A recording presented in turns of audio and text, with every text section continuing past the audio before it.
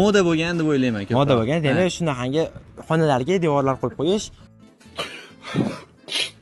moda bo'lgan. Status bo'lgan. Misol uchun, qimmatroq gilom deyilsa, значит, boyroq xonadon. Agar gilom ilinmasa, значит, Cobalt bor odam bilan Genesis bor odam farqi bo'ladi. Xuddi o'shanga o'xshagan ular status. Oldinlari gilamlar xonalarimizda devorlariga ilib qo'yilgan. Buni sababini bilasizmi? Bugun buni hamshahalarimizdan so'rab ko'ramiz. Ham agarda bilsangiz, buni kommentariyaga yozib qoldiring. Sababi endi uyni issiq qilish bo'lsa kerak maqsad. Maqsad o'sha.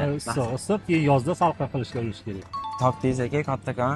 Rahmat sizga. Topdingiz javobingiz uchun. Topolmadim. Balki isitganidir. Isitgani? Ha.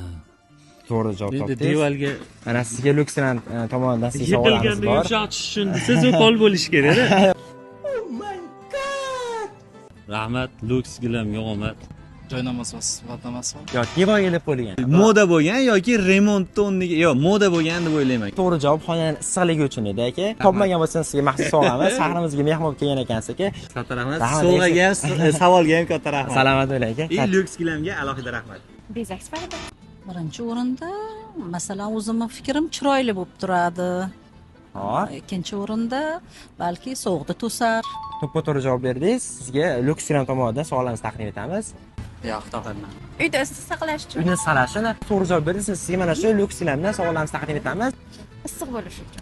To'g'ri javob topdingiz. Mana sizga Luxran tomonidan sovg'alarimizni taqdim etamiz. Salomat bo'ling. Sizni albatta Luxran savdo do'konlarimizda kutib qolamiz.